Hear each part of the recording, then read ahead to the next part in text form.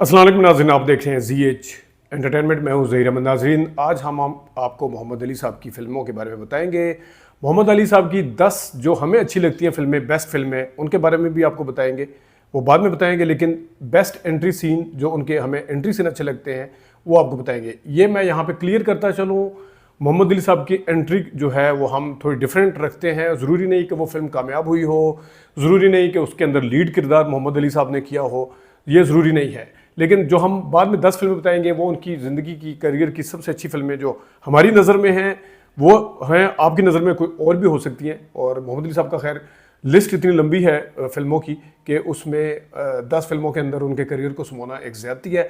लेकिन ये just for the sake of के हमने 10 रखनी है।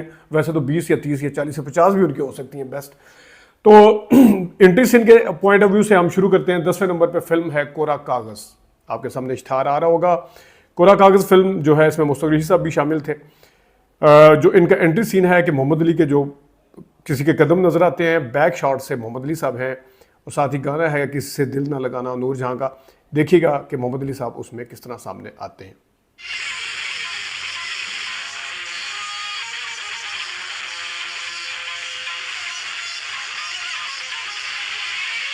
उसके बाद नाजरीन 1984 में आने वाली फिल्म हसन अस्करी साहब की फिल्म दूरियां फिल्म जो थी, उसमें एक छोटा सा जहाज़ गिरता है, नीचे लड़कियां सहेलियां बैठी हुई हैं, तबाह होता है।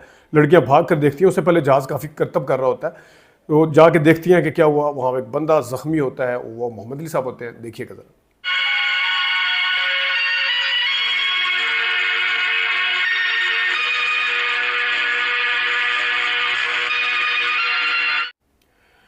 नाजरीन 8वें नंबर पर मोहम्मद अली साहब की 1976 की फिल्म फूल और शोले, जिसमें यूसुफ खान, शाहिद, ज़ेबा और आसिफ खान भी शामिल थे। मोहम्मद अली साहब का एंट्री सीन है, माँ जो है ऊपर से पानी की भरी हुई बाल्टी फेंकती है, नीचे चारपाई पे मोहम्मद अली साहब सो रहे हैं, वो एकदम उठते हैं। किस तरीके से माँ फिर वो डायलॉग बोलती है, उठ जाओ फलां फलां, उठ। देखिएगा ज़रा।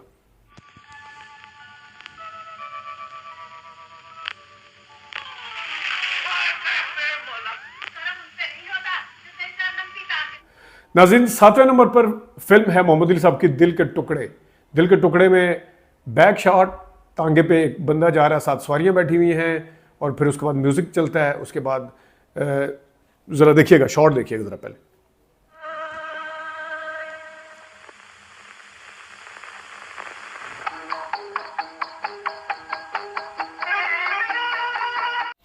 और मोहम्मद अली साहब का जो अहमद रुश्ती का गाना है, तांगे वाले, पता नहीं कितने नज़ारे देखे, इन पहियों से लिपटी है किस्मत अपनी, वो वहाँ पे मोहम्मद अली साहब का फ्रंटल क्लोज शॉट आता है। देखिएगा ज़रा।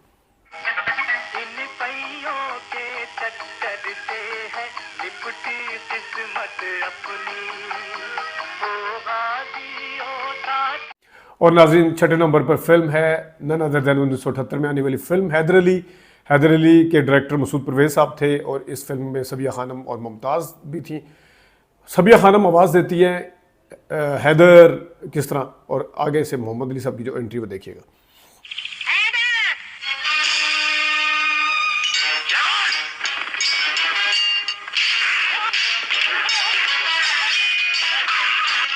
नाज़रीन 1974 में आने वाली फिल्म तुम सलामत रहो, वो 5वें नंबर पर है। मोहम्मद अली साहब की एंट्री, मुमताज़ और वहीद मुराद बातें कर रहे हैं, फायर की आवाज़ आती है। देखिएगा ज़रा।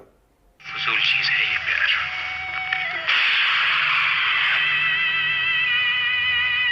भैया। हाँ बाबू। तो उसमें मुमताज़ कहती है तुम्हारे भैया ही होंगे, वो भी कहते हैं भैया। वो फिर भाग के किस तरह जाते हैं, और आगे मोहम्मद अली साहब राइफल लेके खड़े होते हैं। देखिएगा।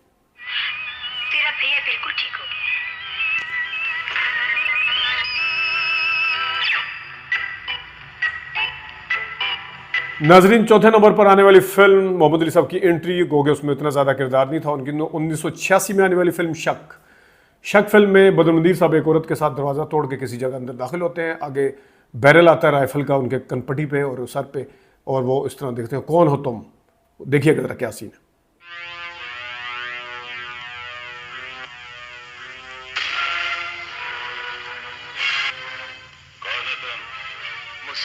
नाज़रीन 3रे नंबर पर आने वाली फिल्म है हमारी पसंदीदा बड़ा आदमी शम्स। इसके हदायतकार थे बाबरा भी इसमें थी, और मेरा पसंदीदा गाना है आने वाली खुशियों का एहसास तो है। शुरू में टाइटल क्रेडिट चलते हैं और उसके साथ मोहम्मद अली साहब जब बड़े होते हैं, एक सा मौसम गुलिस्तां में रहता नहीं, वक्त का दरिया एक समत बहता नहीं। देखिएगा ज़रा एंट्री उनकी।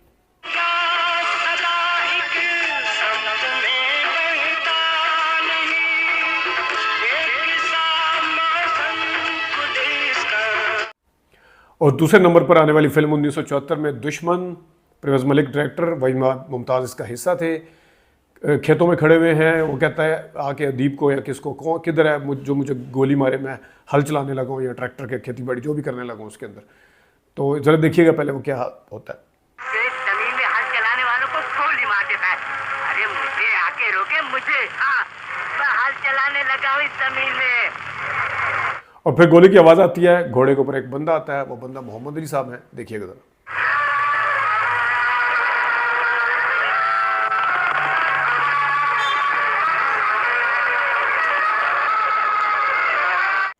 नाज़रीन, पहले नंबर पर आने वाली फिल्म है 1985 में खून और पानी फिल्म आई।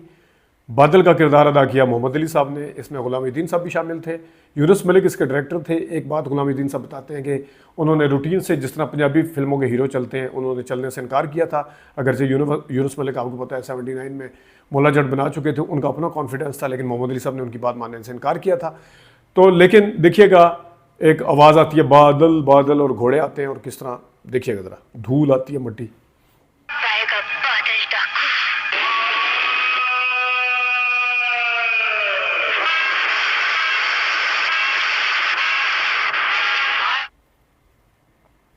और फिर तालिश साहब के सामने मोहम्मद अली घोड़े पे बैठे हुए बादल की सूरत में सामने नजर आते हैं। देखिएगा जरा।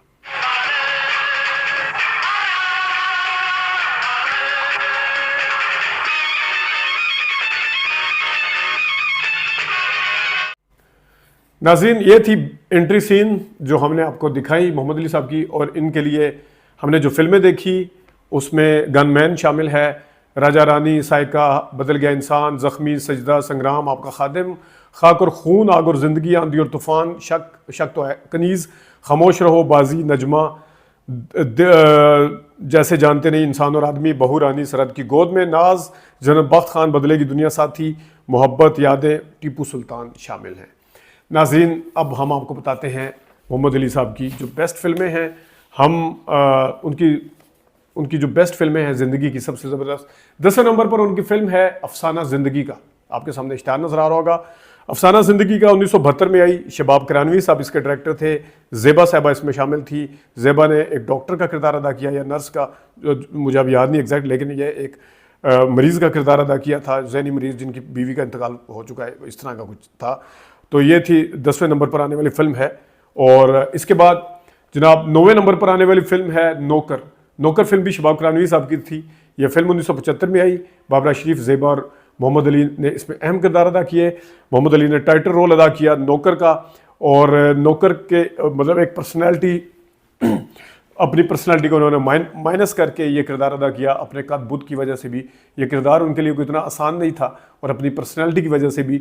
उसकी वजह यह है कि ये वो दुनिया वाला बंदा, ये वो जो तेरे बिना क्या जीना वाला बंदा, लेकिन ये नौकर में जो है वो नौकर बना हुआ नज़र आया। तो ये थी 9वें नंबर पर फिल्म जो है।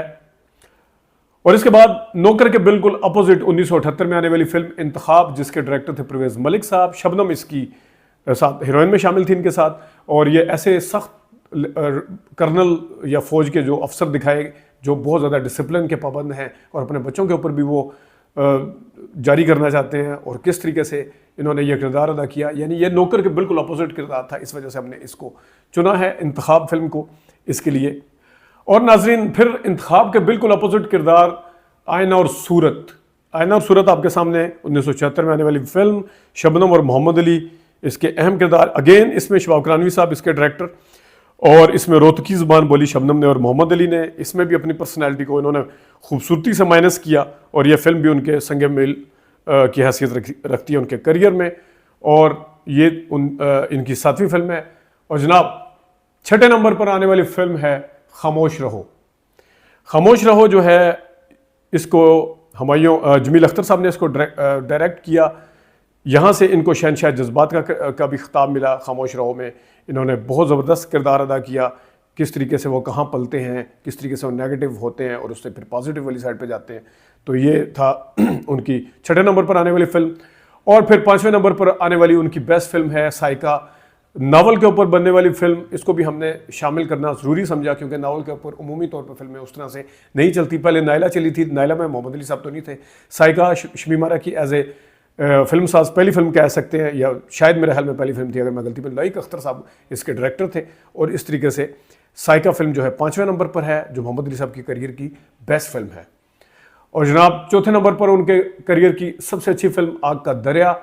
आग का दरिया में ऐसा डाकू बना उसके बाद उन्हें डाकू भी बनाया जाता रहा, फिर दूसरे हीरोज़ को भी इनकी चक्कर में डाकू बनाया जाता रहा। 1966 में आने वाली फिल्म, हुमायूं मिर्ज़ा इसके डायरेक्टर थे। आग का दरिया, शमी मारा इसमें हीरोइन थी साथ। और इस तरीके से ये फिल्म जो है ये है चौथे नंबर पर आने वाली। इंसान और आदमी तीसरे नंबर पर आने वाली फिल्म। और ये फिल्म आई 1970 में, 15 मई 1970 को फिल्म रिलीज हुई। अगेन इसके डायरेक्टर शबाब करानवी साहब एक वकील का और एक आशिक का, या नाकाम आशिक कहना चाहिए, उसका किरदार अदा किया।